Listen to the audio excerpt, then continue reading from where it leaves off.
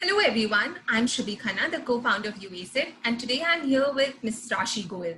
Rashi ma'am is an HR consultant and works with organizations in creating customized people processes to increase business effectiveness. Before becoming an HR consultant, ma'am worked for a lot of Indian multinational companies, namely Vedanta Limited and Glenmark Pharmaceuticals.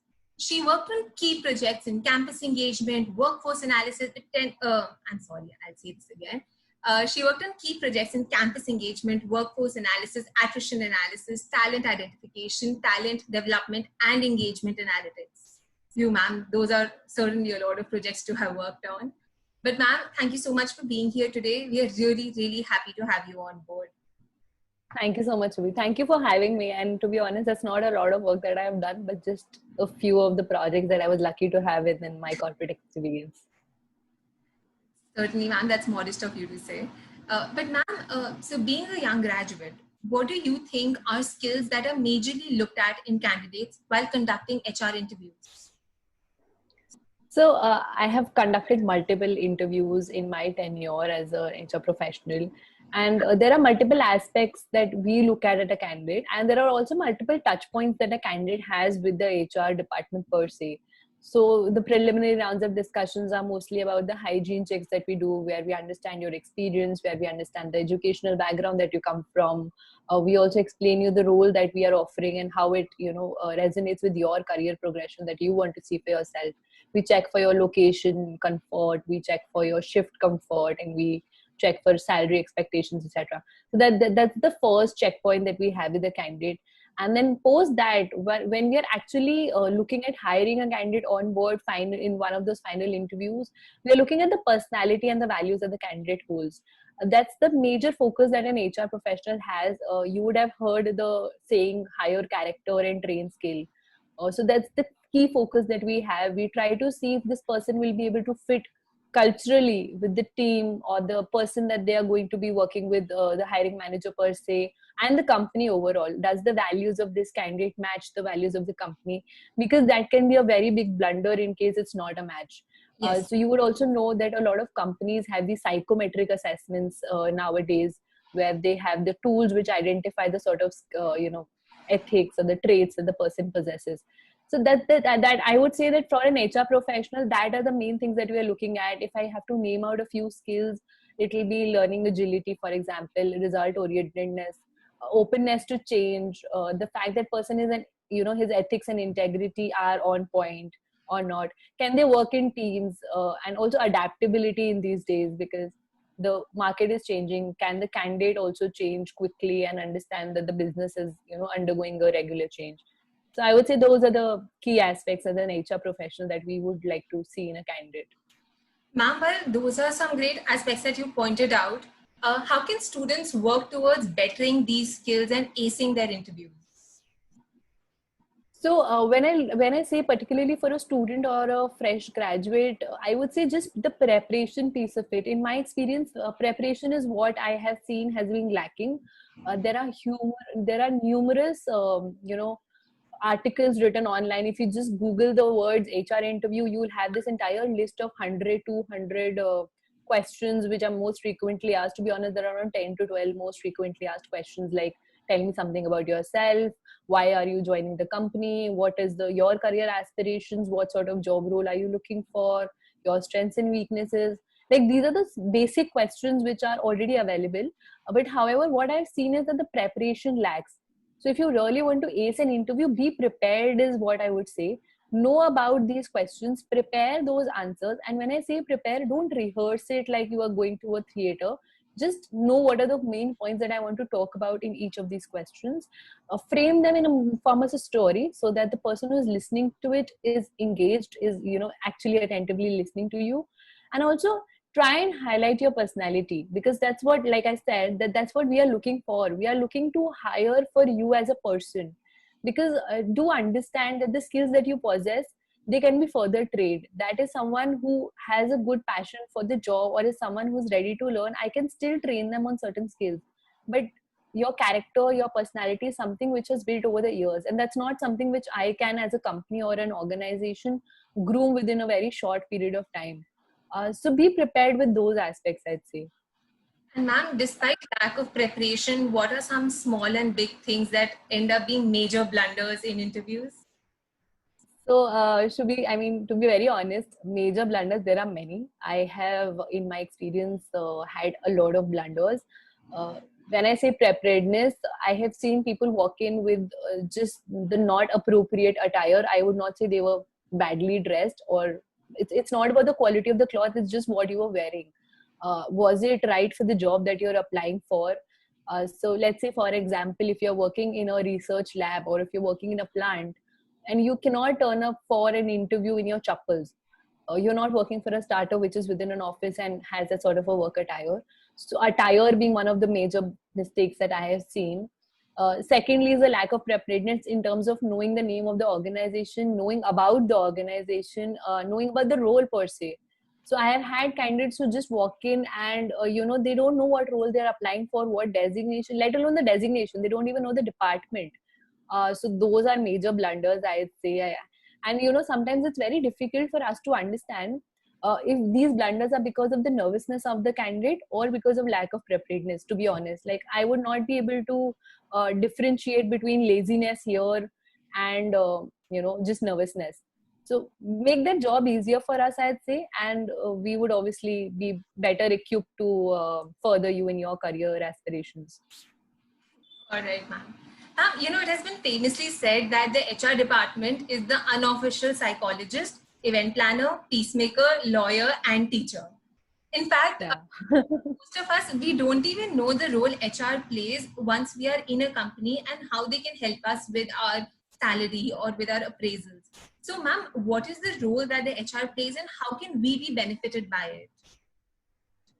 So again, HR as a department is a very vast department. We ourselves have multiple functions within us, wherein there is a recruitment team, there is a campus engagement team, there is a payroll team which takes care of his salary.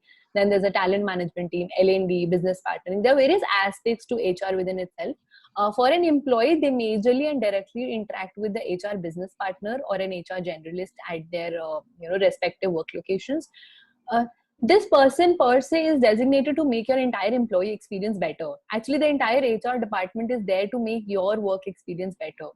So you should and you must reach out to this person at any point of time in your career where you feel that you are either stagnated or you have any concerns, any grievances. If you can also report in case you see any unethical practices by your manager or by your peers. And also being closer to this person or being at least in touch with that person, know that you will always be someone who will be on top of their head, and you will also come across as someone who's willing to go further in their career and are not just looking at stagnation. Also, it's just not about the HR department. I'd say as a candidate or as an employee, as a fresher, you should also know that networking is very important. When I say networking basically helps you understand the various aspects of a job, various roles that are happening. So if you're, say, in a conversation with an HR and they are friends, you might just get to know of an opening within the company which you are aspiring for. While there are obviously practices where it will come on the portal and you have to apply through that, but what's the harm of getting to know that through a person and maybe get a reference from them, because they have known you personally, so they will be in a better position to refer you for the position. So it's building that personal connect. But yes, do reach out to them in your company if you have any grievances per se, because that's one thing which I have seen. Freshers don't come up to us and they are not comfortable in the new roles, because it's a very different transition from a student to moving to a corporate life. The transition is very difficult, and this person can help you ease that. They can understand in case there are any learning gaps, so maybe they can organize certain trainings or programs for you which will help that transition. In case you're facing challenges under one hiring manager, they might have to look at the aspect of moving you to another department or another hiring manager or another manager per se.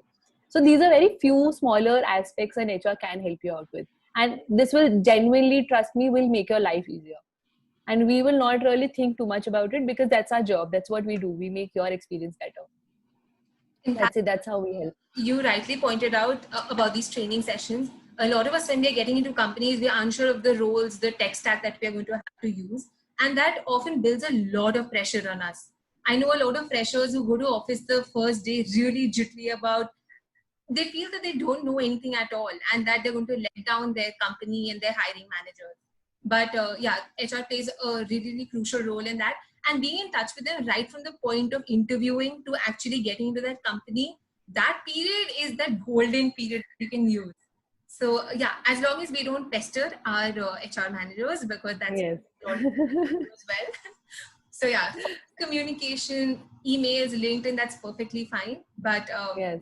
I think that's great. Not just that, to be also when you're when you sort of interview at a place, right? You talk to the HR person, so you interview, you follow very rigorously till the time the interview happens, and the moment the interview ends, you don't even bother sending a message saying thank you so much for scheduling the interview.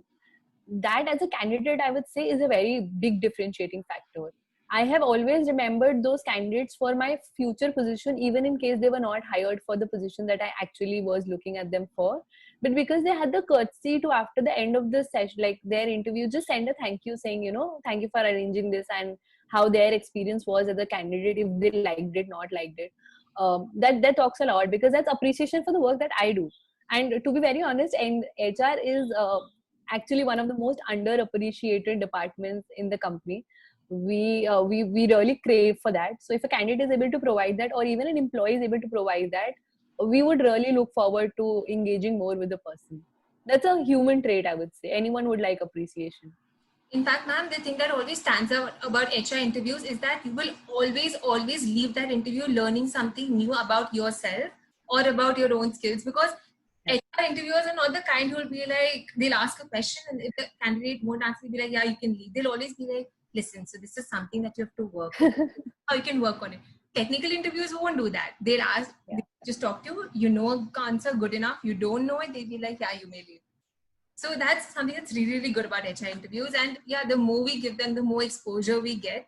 But the tips that you talked about, if we start working on those in that preparatory session that we have, it's much, much better. And who knows, we can even crack the very first job that comes our way. I mean, honestly, the cracking a job is not so difficult. I genuinely fail to understand why it's become that sort of a barrier that, you know, I have to crack a job. I always tell you that in case you're applying for a job which is in line with what you really want to do in life, and if it is something which talks, you can talk passionately about, you are definitely going to go through. But yes, if in case you're going to apply for a job which is just one of those million, then you will completely keep on going on saying, I want to crack this job, I want to crack this job. That's going to happen. But in case you really like the job and you really want to apply, everyone can see through the passion that you have. And that's when I say that preparation just tries to put a framework to the passion that you have. And that's what happens when you're too spontaneous about the main point that you wanted to make. So yes, do focus a little on preparation, but don't be too prepared as well. Don't become a parrot and say, I had learned, I am Rashi Goyal, so I will say exactly in that way. I have seen that also. So that's one more mistake which I would like to point out. That don't become a parrot. Be prepared, but don't like ratify things. I'd say that. Sure. And thank you so much. That was a truly insightful video. And we took back some really, really great tips. And we're all going to be applying those pretty soon. And we write you messages telling you how our experience was. Yes, thank you so much. Thank you so much, Ruby, for this. And I hope that this video helps a lot of people. And in case, I would love to interact further in case there are doubts with individuals. Sure, ma'am. We'll add your LinkedIn profile in the description and people can get in touch with you directly. Yes, definitely. Sure. Thank you so much. Thank you, ma'am.